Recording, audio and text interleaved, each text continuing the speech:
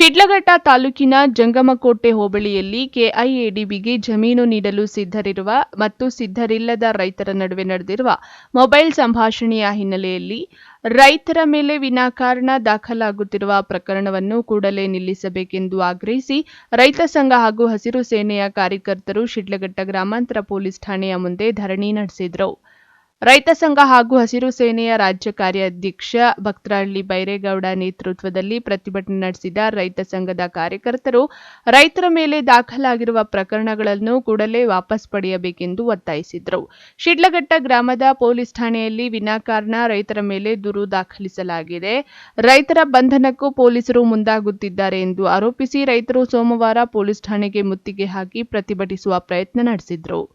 ಆದರೆ ಪ್ರತಿಭಟನೆ ನಡೆಸಲು ಪೂರ್ವ ಅನುಮತಿ ಪಡೆದಿಲ್ಲದ ಕಾರಣ ಪೊಲೀಸರು ರೈತರನ್ನು ಠಾಣೆಯ ಆವರಣದಲ್ಲೇ ತಡೆದರು.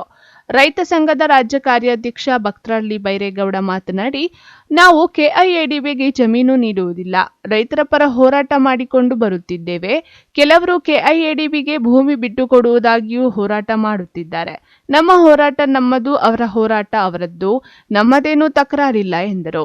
ಇವತ್ತು ಶಿಡ್ಲಘಟ್ಟ ಗ್ರಾಮಾಂತರ ಠಾಣೆಗೆ ಬಂದಂಥ ವಿಷಯ 25ನೇ ತಾರೀಕು ಏನು ಜಂಗಮಕೋಟೆ ಹೋಬಳಿಯ ನಿಡಪನಕಳ್ಳಿ ಮತ್ತು ತಾದೂರು ಗ್ರಾಮದಲ್ಲಿ ಏನು ನಮ್ಮ ರೈತರ ಜಮೀನುಗಳನ್ನು ಮತ್ತು ಸರ್ಕಾರದ ಜಮೀನನ್ನು ಅಳತೆ ಮಾಡ್ತಾಯಿದ್ರು ಅಂತೇಳಿ ಹೇಳಿದ ನಂತರ ಏನು ನಮ್ಮ ರೈತರು ಅಲ್ಲಿ ಹೋಗಿ ಸಂಬಂಧಪಟ್ಟಂಥ ವ್ಯಕ್ತಿಗಳನ್ನು ವಿಚಾರ ಮಾಡಿ ತದನಂತರ ಸರ್ಕಾರದ ಪೊಲೀಸ್ ಇಲಾಖೆಗೆ ಮಾಹಿತಿಯನ್ನು ಕೊಟ್ಟು ಅವರು ಒನ್ ಕಳಿಸಿ ಸಂಜೆ ಆ ಎಕ್ವಿಪ್ಮೆಂಟು ಕೂಡ ತಗೊಂಡು ನಮ್ಮ ಪೊಲೀಸ್ ಇಲಾಖೆಗೆ ತಂದು ಕೊಟ್ಟಿದ್ದರು. ಅವತ್ತು ನಾವು ಕೂಡ ಸಂಜೆ ಟೌನಲ್ಲಿದ್ವಿ. ಬಂದು ಭೇಟಿ ಮಾಡಿದಾಗ ಇದು ಸ್ವಂತ ಜಮೀನನ್ನು ಅಳತೆ ಮಾಡ್ತಾ ಇರೋದು ಕಾನೂನು ಬಾಹಿರ ಮತ್ತು ಸರ್ಕಾರದ ಜಮೀನನ್ನು ಅಳತೆ ಮಾಡೋದು ಕಾನೂನು ಬಾಹಿರ ಅಂತೇಳಿ ಅದು ಖಾತ್ರಿ ಆಯಿತು. ಅವರೇ ಸಂಬಂಧಪಟ್ಟಂಥ ಚೆನ್ನಕೇಶ ಮತ್ತು 4 ಜನ ಸರ್ವೇಯರ್ಗಳು ಕೂಡ ಒಪ್ಪಿಕೊಂಡು ನಾವು ಮಾಡಿರೋ ತಪ್ಪು ಚನ್ನಕೃಷ್ಣ ಅವರೇ ಒಪ್ಕೊಂಡಿದ್ದಾರೆ. ವಿಡಿಯೋನೂ ಕೂಡ ಅವತ್ತಿದೆ. ಅದ್ರಿಗೆ ನೀವು FIR ಹಾಕಿ ಅಂತೇಳಿ ನಾವು ಹೇಳಿ ಅವ್ರಿಗೆ ಹೋದ್ವಿ. ಹೋದ್ಮೇಲೆ ಮತ್ತೆ 25ನೇ ತಾರೀಕು ಕೊಟ್ಟಂತಾರೆ ಕಂಪ್ಲೇಂಟು. ಮತ್ತೆ 28ನೇ ತಾರೀಕು ರೈತರ ಮೇಲೆ 4 ಜನರ ಮೇಲೆ FIR ಹಾಕಿದ್ರು. ಅದಕ್ಕೆ ನಾವು ಇವತ್ತು ಯಾಕೆ ಹಾಕಿದ್ದೀರಿ ಅಂತೇಳಿ ನಾವು ಕೇಳೋಕ್ಕೆ ಬಂದ್ವಿ. ಕೇಳ್ಪಟ್ಟಂಥ DSP ಅವರು ಸರ್ಕಲ್ ಇನ್ಸ್ಪೆಕ್ಟರ್ ಇರ್ಬೋದು ಮತ್ತು SI ಅವರು ಕೂಡ ಸೀರಿಯಸ್ ಆಗಿ ಹೇಳಿ ನಾವು ಏನಾದರೂ ತಪ್ಪು ಆಗಿದ್ದರೆ ಆವತ್ತೇ ನೀವು 25ನೇ ತಾರೀಕೆ ನೀವು ಅದನ್ನು ಮಾಡಬೇಕಾಗಿತ್ತು. ಈಗ ಯಾಕೆ ಹಾಕಿದ್ದೀವಿ ಅಂದರೆ ಅದು ಒಂದು 4 ಜನ ಮೇಲೆ ಏನು ಹಾಕಿದರೆ ಕಾನೂನು ಪ್ರಕಾರ ನಾವು ಅದನ್ನು ವಾಪಸ್ ಮಾಡ್ತೀವಿ ಅಂತ ಹೇಳಿ.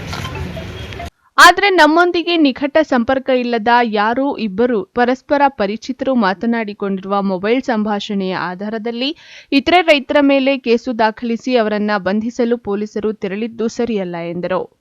ಒಬ್ಬ ವ್ಯಕ್ತಿ ತಲೆ ತೆಗಿತೀನಂಥದ್ದು ಅಥವಾ ಅಹಿತಕರ ಘಟನೆ ಮಾಡೋದು ಅದು ಕಾನೂನು ಬಾಹಿರ. ಇದು ಮೂಲ ಎಲ್ರಿಗೂ ಕೂಡ ಕಾನೂನಾತ್ಮಕವಾಗಿ ಪ್ರಜಾಪ್ರಭುತ್ವ ಸಂವಿಧಾನಾತ್ಮಕವಾಗಿ ಏನು ಬಾಬಾ ಸಾಹೇಬ್ ಅಂಬೇಡ್ಕರ್ ಸಂವಿಧಾನ ಮಾಡಿದಂತೆ.